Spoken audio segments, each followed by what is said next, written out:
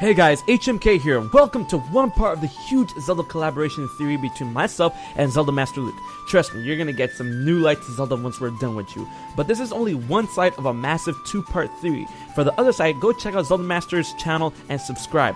We're trying to hit our goals, 200k on his side and 100k over on HMK's end. We are really close, so let's make it happen for him. Now, let's get into this massive Zelda theory.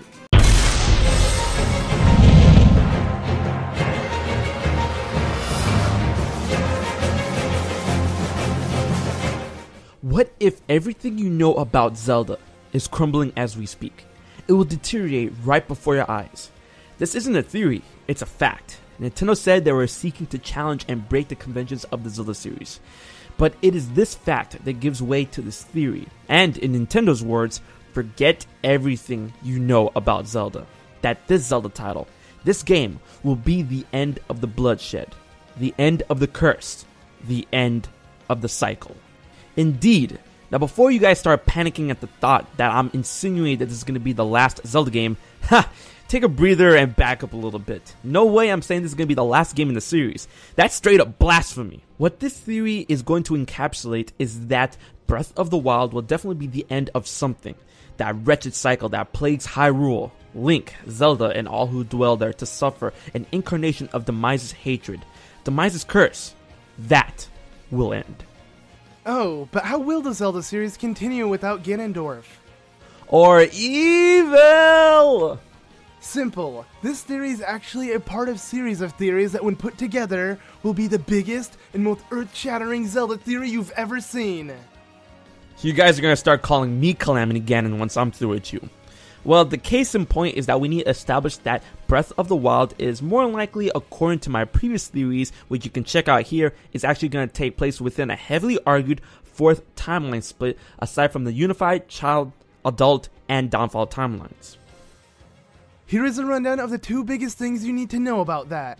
How and where does the split happen? Well, it takes place right after Skyward Sword in the radical past, and is possibly due to Link going in the past in order to stop Demise from returning, as Girahim kidnapped Zelda to resurrect him completely.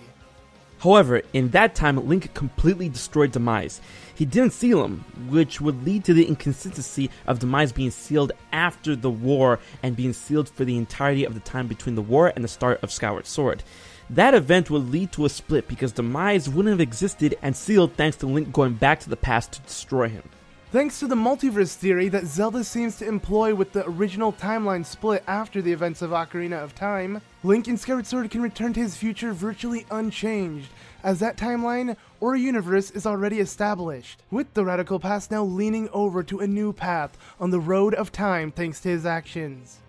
Playing off that, the reasoning for this is that Breath of the Wild in itself has way too many inconsistencies and changes in its recognizable designs to be part of the established timeline structure. The only way that it can have all these familiar yet changed elements in the game without the timeline crashing down on itself is if the game took place outside of that timeline structure and in the timeline established in the aforementioned split in Skyward Sword. And as said in that theory, the Zelda series seems to follow some sort of butterfly effect in which no matter the game or the timeline, there are always going to be familiar sights and themes across the chronologies. So despite Breath of the Wild potentially being in a fourth timeline outside of the familiar timeline, Hyrule will still follow down a set path, producing landmarks, items, and people that we recognize as Zelda fans, yet their features changed ever so slightly or radically depending on how you look at it. There is a lot more to that, but I feel we covered all we need to bridge the theories. Now that we established that Breath of the Wild could indeed be a new timeline split after Skyward Sword, this gives Nintendo an unpredictable amount of freedom to do virtually anything they want with this title in terms of story, setting, and gameplay. Something they already promised to do by saying they are going to challenge and break the conventions of Zelda. So with that being said, Breath of the Wild may indeed break one of the biggest conventions established in Zelda, while at the same time revealing hidden truths that have danced around all of us since the first game. This may very well be the end of the cycle that we've all grown accustomed to. But how are they going to do it? Destroying the Triforce? Get rid of the thing that would attract evil with its power, right? Nah, we've seen what that leads to in A Link Between Worlds. Without the Triforce, Hyrule would eventually fall into ruin and crumble. I mean, it's already in ruin, but the land would literally fall apart, and the light would fade away from the land. The Triforce acts as a foundation for Hyrule, so destroying it helps nobody. It's a heavy burden. Its omnipotent force will lure the worst of the world for its power, yet cannot be destroyed as it ensures the stability of the world. So no, the answer isn't destroying the Triforce. However, it may be the destruction of another important item, and it's already on the path to ruin, just like Hyrule. As you might have guessed it, yes, ladies and gentlemen, the secret to the end of the cycle in the Zelda series is the fate of the Master Sword. It must be destroyed. I could already imagine people freaking out at the mere concept of this. The Master Sword is the blade of evil's bane, one of the only things capable of completely eradicating evil. Well, that is true in a sense, but there's a lot more to the story and its existence than meets the eye. The destruction of the Master Sword can definitely lead to the end of the Demise cycle. Well, at least for Breath of the Wild. Hear us out a bit. The Master Sword has existed since before the beginning of the Zelda chronology and is even older than Hyrule itself. Its role as the ultimate weapon for the hero to slay and smite evil is legend itself. But isn't it a bit odd that something known as the Blade of Evil's Bane, the sword that can utterly smite evil, never truly does? What I'm getting at is though most of the time the Master Sword is what is necessary to smite the final evil within multiple games, evil never seems to stay down. Could it be that the Master Sword is the reason why evil continues to exist and flourish throughout the games and the ages? The argument could be made that Demise's curse is what does this. However, an incarnation of Demise isn't the only evil that has plagued Hyrule. This is seen on multiple occasions. As long as the Master Sword has existed, evil has been in its wake, regardless of the sword being called to action or not. I'm not saying the Master Sword itself produces evil. No, rather, what I'm saying is that there may be a causality.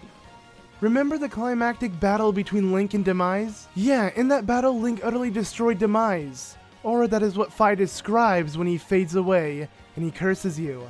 However, remnants of Demise lingered and was absorbed into the Master Sword. This is known as his residual consciousness, and in the end, it was sealed away.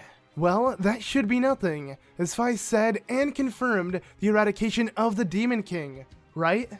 Think again. Later on in the end of Skyward Sword, Impa makes it clear that the last remnants of Demise would decay slowly within the Master Sword, and that someone need to watch over the sword to ensure that his spirit would never reawaken again, so that he may never be allowed to threaten the world again. Okay, yeah, something is definitely amiss with those words. Not only is Fi's analysis of Demise being completely eradicated proven false mere moments later in the game's ending, but Impa's claim that she must watch over the blade to ensure that Demise will never rise again is also false in a way. His spirit has returned to plague Hyrule time and time again in form of Ganon and Ganondorf. So something is definitely not adding up in terms of the Master Sword and what the Guardians of the Goddess and said goddesses are supposed to accomplish. Sure, Demise was stopped on the present timescale, but not in the grand scheme of things. What if there is something the Sheikah aren't telling us in terms of Demise and the Master Sword? The Sheikah has always been the most secretive entity in the Zelda series, and now with Breath of the Wild, they're gonna get so much more involvement in their end than any other Zelda game, and perhaps we can uncover a dark secret they've been hiding since the existence of the Master Sword and evil itself. Now remember how we said that Demise's remnants is in the form of his residual consciousness was sealed away into the Master Sword? What if those remains were never destroyed? Despite what Impa says about Demise's remains slowly decaying within the Master Sword, which would have many believe that Demise would surely be eradicated completely, given enough years have passed. Check this out. In Fi's description of Demise, it reads, "This eternal being has conquered time itself. It is the source of all monsters." Let's take two things away from this, people. Demise has conquered time and is eternal.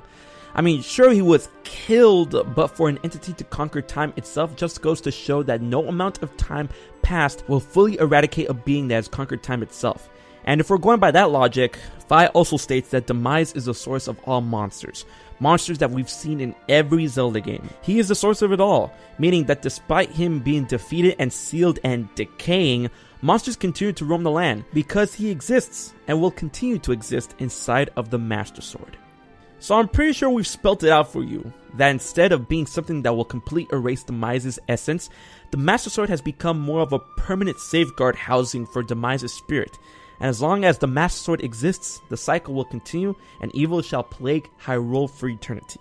Given all this, it leads us to believe that the destruction of the Master Sword that Demise is currently housed in will lead to the true end of his remains and the true end of the cycle. I'm not talking about cracking the Master Sword open and unleashing the spirit, no. I'm talking about the complete and utter obliteration for the sword. Then the question arises, what if Demise does not get released due to this progress? What will end him? Well, I highly doubt there will be such an issue, as the existence of his will within the Master Sword can arguably pale in comparison to the evil he has given birth to, including Ganondorf, Ganon, and now Calamity Ganon. And despite popular belief, the Master Sword isn't the only thing that can smite evil. Though it may arguably be the strongest, we have light arrows, silver arrows, various holy relics, and swords that have shown to destroy even the strongest of evil beings that even had the complete Triforce in tow. The Master Sword is already in a state of massive disrepair, so its destruction isn't something that would be impossible. Hell, this is the first time we've truly seen the Master Sword in a horrendously weakened state. Sure, in the Wind Waker it was powered down, but it was still usable. But this? Nah, this thing is going down. And with it goes Demise, the source of all monsters and the cursed cycle. But this state of rust and bust is what we've seen at the E3 2016 trailer and all of the promotional material of the game. However, we've seen in the Game Awards 2016 trailer that there is a moment or a couple of moments where the Master Sword is on Link's back and it looks pretty ship-shape, right? Well, this before the 100 years of stasis and before Hyrule was put to ruin, as we've seen here that Link is without his Sheikah slate and is shown to serve an unknown entity, probably Zelda, at a castle that is intact. So something may have happened in that time frame that really put a number on the sword in one way or another. So if the Master Sword's destruction would lead to all of this and arguably reign in an unprecedented era of peace, then wouldn't the Sheikah know of this and wouldn't they try to do something to accomplish this? Well, the devil is in the details, ladies and gentlemen, and that is the massive secret they don't want us to know. They know, but they don't want to. They don't want you to know. That is the darkest secret of Sheikah and the entirety of Zelda. The Master Sword's end would mean the end of the cycle, and the Sheikah know it, but they don't want it to happen. Why? Why wouldn't they want this end goal? Aren't they the sworn guardians of the goddess, protectors and advisors of the royal family, secret keepers of all of Hyrule? Well, there you go, people, you just solved the mystery yourself. Don't you see? They don't want the cycle to end because that would mean the end of their purpose, the end of their role. The Sheikah aren't Hylians. Their point of creation and existence is to serve the goddess and the royal family and to protect them from evil and assist the hero in smiting that evil with secrets, items, and lore. The end of the cycle and unprecedented peace would mean the end of all of that. That is their fear. That is the end of their role. Without purpose, who knows what will happen to their clan, their existence, once that is taken away. Sheikah members such as Impa and Impas have even stated that they take their role and tasks gladly, showing that their roles as guardians are beloved and borderline necessary to their character. Impa was even shown to enjoy her role even till death in Skyward Sword, and the Sheikah monks in Breath of the Wild have shown in similar statements and thoughts. So, in a twisted sense of everlasting duty, the Sheikah have tipped the scales of fate in their favor so they may be always of use to the goddess, Hyrule, and the royal family. No matter what horrible fate befalls Hyrule, they will always be there from the shadows to whip the mice that endure the wheel that continues the wretched cycle of damnation and salvation that gives them a purpose and a role in the grand story of Zelda. This is even heavily alluded to in the Life of the Ruins trailer of Breath of the Wild, the tapestry telling the story that seems to be told through the eyes of the Sheikah. They are telling the story of Hyrule, and they want to keep it that way, to tell a grand legend of war and salvation evermore. That is their legend. They are those who would keep and tell the legend.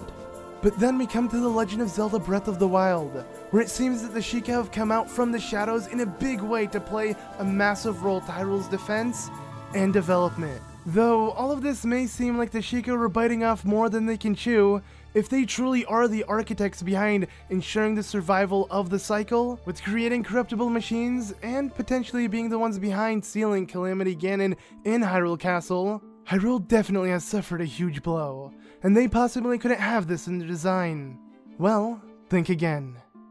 This is just all part of their plan. Allow evil to run its course, do more damage than what was intended, and potentially erase more of Hyrule's history in the process so they may hold more secrets in the shadows, as they always do. Wait for a hero, and rinse and repeat. But something does seem a bit off in this situation. The hero Link rises from stasis rather than an organic beginning, from a care unit in the Sheikah Shrine known as the Chamber of Resurrection, with no memory. Is it possible that the Sheikah are the ones who engineered it so that Link would have no recollection of who he is, so that he may have the sole purpose of being the hero so the cycle shall continue, grooming him to fit the legacy? Something sinister has always been in the wake of the Sheikah, and now elements in this game shows and points in that direction even more. Perhaps in Link's journey to find the truth of what happened to Hyrule and to him, we can help him uncover this dark secret and finally put an end to the cycle. But would Nintendo allow this to happen? Well, yeah, if this game is taking place in a timeline split after Skyward Sword, there is really no reason for them not to do so. Repercussions like this wouldn't be felt in the main unified timeline and its original split.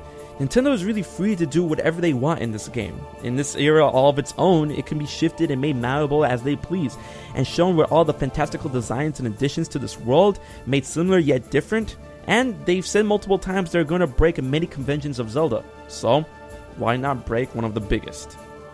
But what became of the Sheikah? How did they truly get to this point? We thought we would learn the secrets of this tribe, but thanks to this new split and the potential of the cycle ending in it, what we know is null and void, or isn't. We may have answers. Check out ZeldaMaster's other side of this theory, focusing on the Sheikah and their developments after Skyward Sword into Breath of the Wild. There is much to uncover, and when put together with this theory, it will be grander and complete. Click here to check it out. If you enjoyed this theory, be sure to like, favorite, share, and subscribe for more Zelda theories and content. And be sure to go over to ZeldaMaster's channel and subscribe. We're trying to hit our goals. I'm trying to hit 100k and he's aiming for 200k. We're both really close, so help him hit that big 200. There is more videos to come. So until then, this has been HMK and ZeldaMaster Luke, and we will check you guys later.